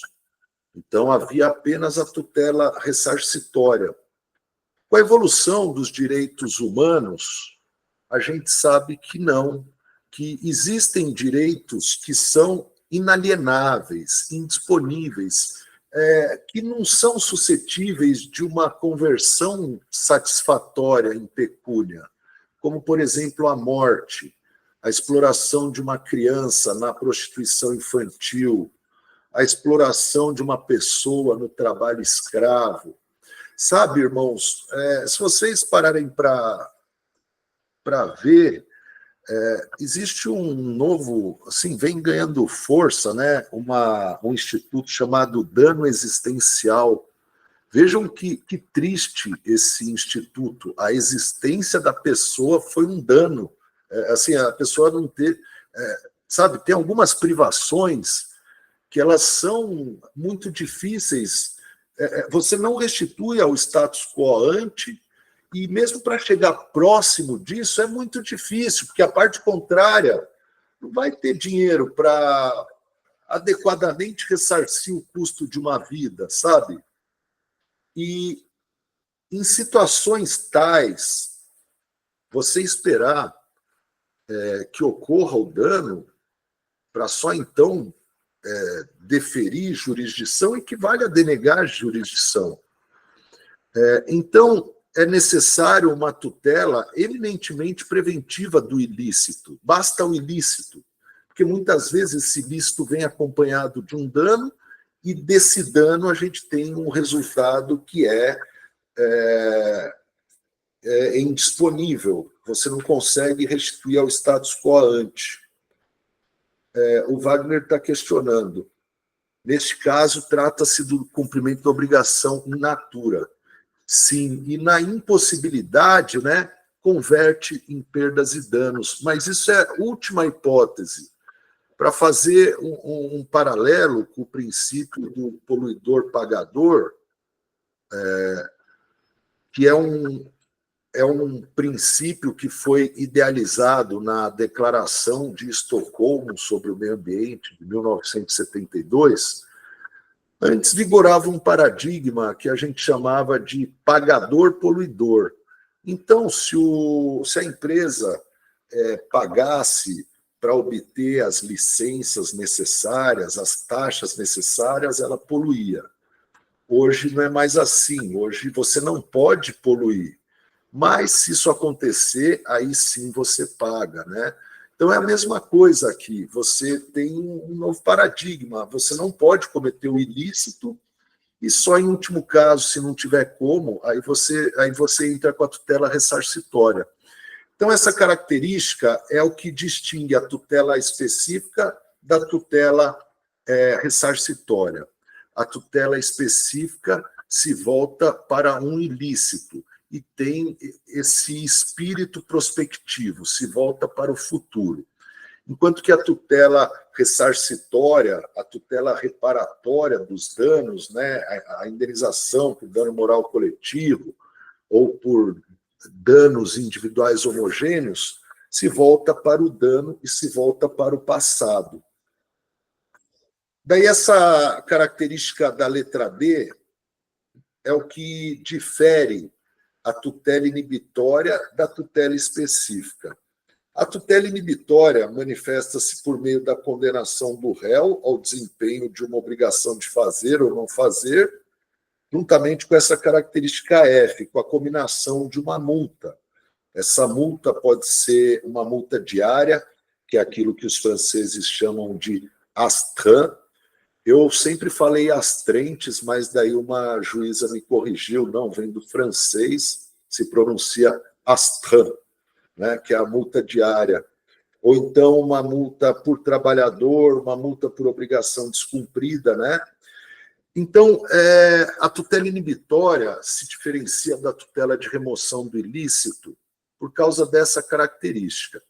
A tutela inibitória atua sobre a vontade do sujeito responsável e daí ele vai fazer uma conduta porque ele vai ter o receio de sofrer a multa, a sanção. Então, por exemplo, eu sou condenado a implementar o programa de gerenciamento de riscos, sob pena de multa diária de R$1.000. Então, eu mesmo, o devedor daquele dever jurídico, vou corrigir a minha conduta porque eu vou temer essa multa. Já a tutela de remoção do ilícito, ela atua de uma forma literal, removendo o ilícito. Ela independe da minha vontade. Então, tem uma máquina que acarreta um risco grave e iminente na minha fábrica, o oficial de justiça vai lá e remove essa máquina. Remove para um depósito judicial, para um outro depósito, ou remove de uma forma figurada, colocando um lacre, né? Um aviso, lacrado, proibido usar. Essa é a tutela de remoção do ilícito. Então, enquanto a tutela inibitória atua sobre a vontade do sujeito devedor de uma obrigação, do sujeito responsável por uma obrigação, a tutela de remoção do ilícito atua sobre a coisa. E também a tutela de remoção do ilícito, ela pode vir acompanhada, né, da advertência de que será crime de desobediência, fraude processual, ou mesmo que haverá uma multa em caso de inobservância daquele lacre que o auditor fiscal do trabalho colocou na máquina, ou que o oficial de justiça colocou na máquina interditada, né? Mas atua sobre a coisa. Então, ela é, portanto, mandamental, a tutela de remoção do ilícito, né? É uma ordem que atua sobre a coisa e o sujeito, aliás, é executiva lato sensu, eu diria, né? Ela já se auto-executa. Então, está claro essa diferença entre tutela inibitória e de remoção do ilícito. Daí, essa característica E, ela faz uma importante distinção entre aquilo que a gente chama de tutela inibitória originária e tutela inibitória de equivalência, ou tutela inibitória derivada. Por exemplo, então, a tutela pode coincidir com o bem da vida buscado ou se tratar de uma medida assecuratória do seu resultado prático. Vou dar um exemplo aqui muito importante. O procurador do trabalho, ele está atuando num caso em que houve trabalho infantil no lixão daquela cidade. Portanto, piores formas de trabalho infantil, crianças ali recolhendo coisas recicláveis, separando lixo. Uma tutela inibitória para evitar isso, né? Sim, ou seja, qual que é o bem da vida buscado? Erradicação do trabalho infantil. Então, posso ajuizar uma ação civil pública e pedir a condenação do município a implementar o PETI, o Programa de Erradicação do Trabalho Infantil, capacitando servidores públicos a identificar famílias com trabalho infantil e cadastrá-las no CadÚnico, o Cadastro Unificado da Assistência Social, para daí essas famílias receberem uma bolsa em termos similares ao Bolsa Família, né? Sob condição de manter as crianças na escola, frequência escolar obrigatória mínima de 80%, eu acho, e vacinação em dia. E daí também peço para que o município implemente programas de contraturno escolar, uma série de coisas. Mas o magistrado pode entender que uma medida mais simples e mais prática, que vai obter o resultado equivalente ao bem da vida buscado, é determinar que aquele lixão seja cercado, que a prefeitura cerque aquele lixão, que a prefeitura implemente uma portaria para controlar quem entra e quem sai naquele lugar, né? E daí, quando a gente tiver aula sobre terceirização, a gente vai vir com um exemplo ainda mais importante de tutela inibitória de equivalência. A gente vai estudar mais para frente que um dos limites jurídicos à terceirização é a precarização absurda, a precarização anômala às relações de trabalho. A gente vai estudar isso mais para frente e vai ver que toda terceirização acarreta, em algum nível, alguma precarização às relações de trabalho, e isso é normal. Por exemplo, a fragmentação da categoria, em razão da terceirização, leva ao enfraquecimento da ação sindical.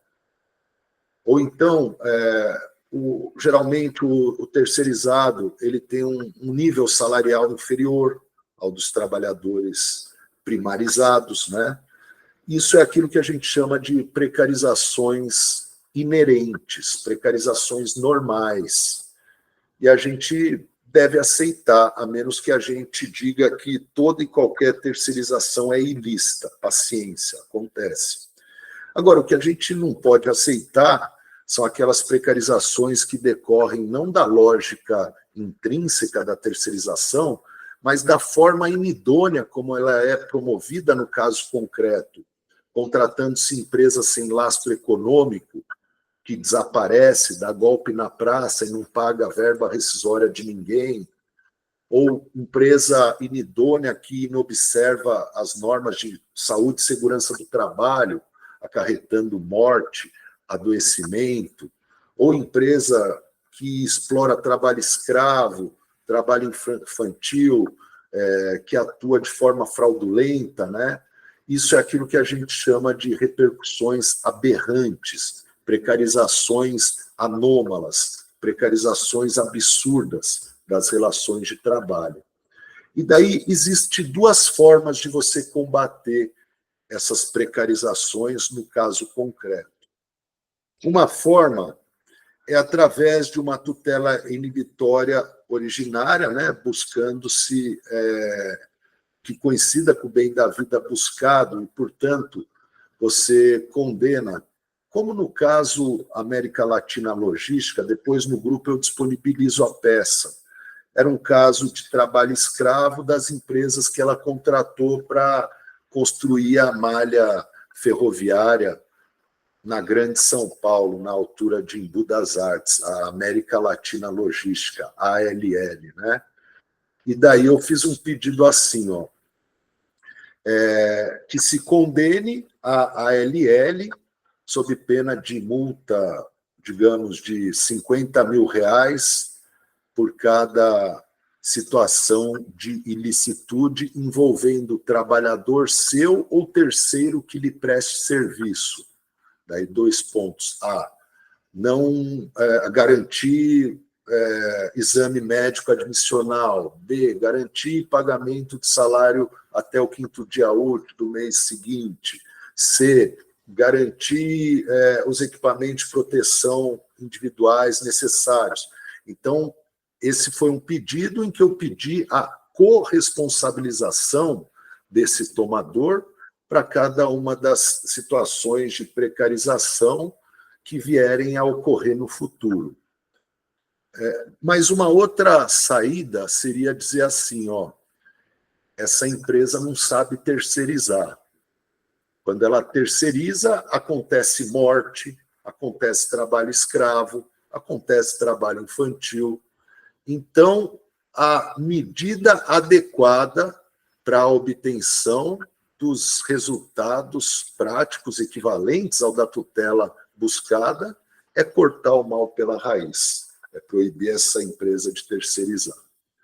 Ou determinar que ela terceirize sob certas condições, ou delimitar no tempo que pelos próximos 5 anos ela não terceirize, porque ela não sabe terceirizar.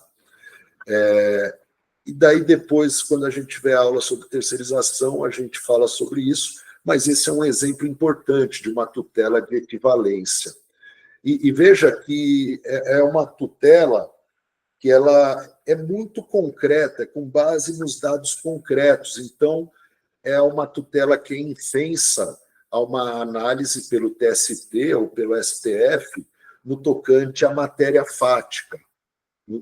A matéria jurídica pode ser analisada, mas não a questão fática. É com base no caso concreto. E é isso. E daí, com a culminação de alguma sanção decorrente, da eventual inobservância da medida, e a base normativa da tutela inibitória é o artigo 5º, inciso 35, pois o princípio da inafastabilidade da jurisdição vai gerar o dever de tutela inibitória, como a gente vai ver, mesmo quando não houver uma ilicitude presente, mesmo que só houver o risco de ameaça de lesão, de ilicitude. Eu também menciono o artigo 5º, inciso 54. Não, Pedro, eu dei um exemplo de pedir que a empresa tomadora se abstenha de terceirizar. Por causa... Também poderia, depender do caso, pedir a dissolução da empresa prestadora, se ela fosse absolutamente inidônea, mas a problemática aqui nesse exemplo da LL estaria na ALL, né? Daí eu manejei o pedido só em face dela. Daí eu menciono aqui também o artigo 5º, inciso 54. Ele fala do devido processo legal, e é sempre bom a gente lembrar que o devido processo legal ele é um princípio que proíbe a justiça pelas próprias mãos. Então, salvo exceções muito pontuais, como, por exemplo, o deforço imediato contra esbulho possessório, ou a retorção imediata contra alguém que pratica uma injúria contra você, salvo essas exceções pontuais, é proibida a justiça de mão própria. E, em contrapartida, quando o Estado assume o monopólio da jurisdição, ele tem o dever de prestar uma tutela que seja adequada e efetiva. A gente vai falar muito de adequação e efetividade. E daí, principalmente, o artigo 84 do CDC, os artigos 497 a 501 do CPC, e também mais para frente, ali no CPC, tem artigos sobre cumprimento de sentença que repetem esse 497 a 501. Essa é a base normativa essencial aqui da tutela inibitória. A gente já está indo para os finalmente dessa aula, né? Mas apenas reiterando aquilo que já foi dito.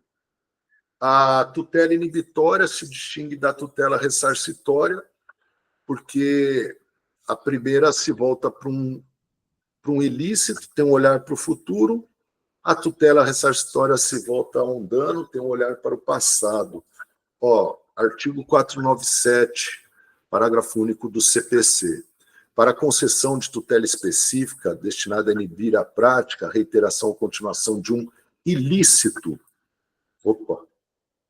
ou a sua remoção, daí então aqui tem a tutela inibitória, inibir a reiteração, continuação ou prática de um ilícito, e a tutela de remoção do ilícito ou a sua remoção. É irrelevante a demonstração da ocorrência de dano ou da existência de culpa ou dolo. Mais para frente vai ficar bem claro a consequência prática disso. E também, daí está aqui o artigo 499. A obrigação somente será convertida em perdas e danos se o autor o requerer ou se impossível a tutela específica ou a obtenção de tutela pelo resultado prático equivalente. O artigo 500 fala que a indenização por perdas e danos ocorre sem prejuízo da multa fixada, né, na tutela específica, caso incida essa multa, né? Então, paga a multa e também perdas e danos, caso a tutela inibitória se converta numa tutela ressarcitória.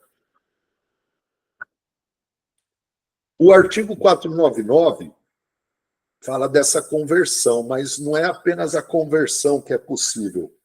É possível a acumulação. De eu pedir uma tutela ressarcitória por danos morais coletivos, por exemplo, em face de alguém que explora trabalho escravo, acumulado com tutela inibitória, pedido de obrigações de fazer, que, por exemplo, assegure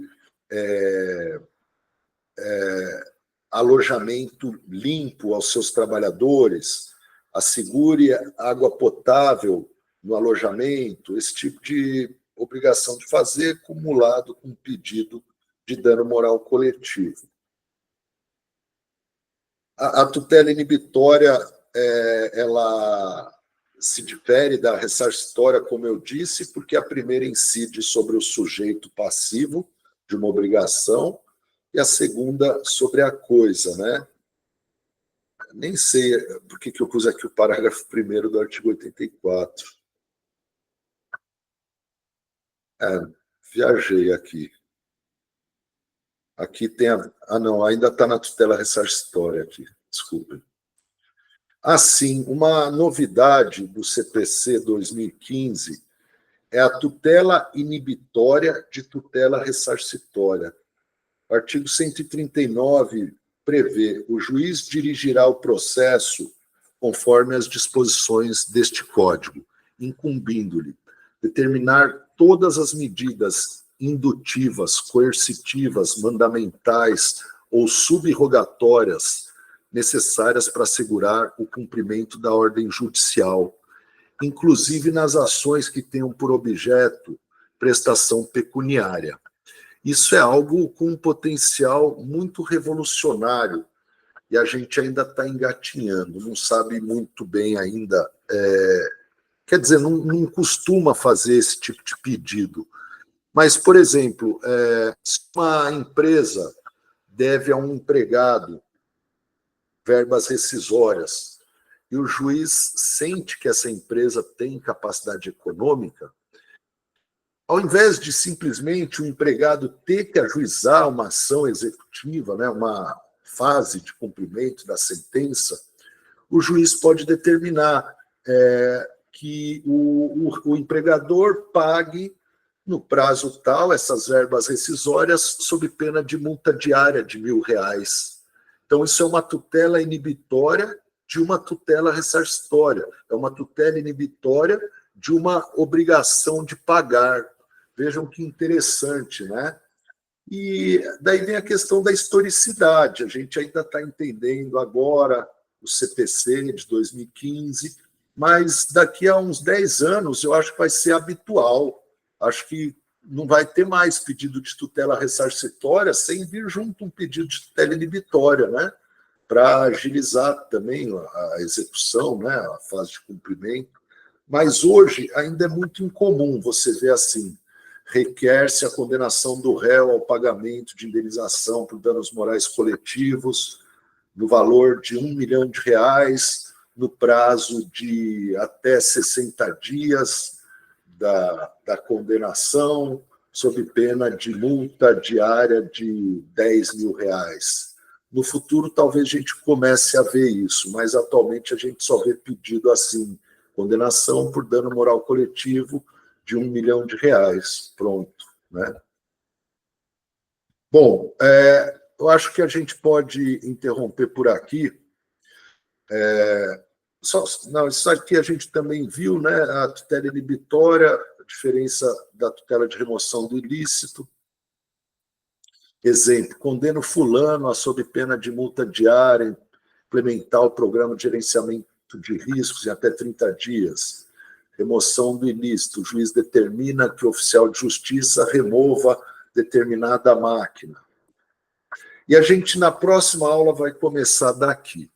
E é aqui que começa a ficar muito interessante mesmo a ação civil pública, a partir da tutela inibitória pura, e daí a gente vai entrar em várias discussõezinhas bacanas. Meus irmãos, espero aí que vocês tenham gostado da aula de hoje. E aqui é um ambiente muito irmanado, viu? Todo mundo aqui está no mesmo barco, se ajudando. Podem trazer as dúvidas. Eu costumo dizer que é conveniente a gente manter a discrição no mundo lá fora. Eu não sei, parece que quando sabem que você está estudando, atrai uma carga de cobrança, e a gente não precisa disso. Ou então, se a pessoa trabalha, né, os colegas podem olhar assim: a pessoa se acha mais importante, então está querendo sair daqui, prestar outro concurso. ou se tiver algum vacilo, porque errar humano, as pessoas podem jogar isso na conta dos seus estudos. Fulano só quer saber de estudar, está displicente. Então, a gente deve ser discreto lá fora, eu entendo. Perguntarem para você, está estudando? Não estou muito, não. Eu estou, sei lá, quando sair o edital eu vejo. Mas aqui a gente está estudando firme. Mas se perguntar, vocês desconversem. Agora, aqui só tem torcida, viu? Pode trazer que qualquer dúvida, não precisa ficar envergonhado, não. Às vezes a pessoa fica com vergonha de tirar dúvida. Imagine, esse conteúdo aí é difícil para caramba. É conteúdo de doutorado lá fora, em Harvard. É para ter dúvida, tá? Podem trazer na aula ou me procurar no privado. E espero que tenham gostado. Até semana que vem. Obrigado, Pedro, Renata, bom te ver, Wagner, Raquel, Ana Paula, Andréia, Elaine, Mari, Oscar e a Mari, irmã da LVM Arquitetura. Boa noite para vocês aí. Beijão a todos. Boa noite. Boa noite.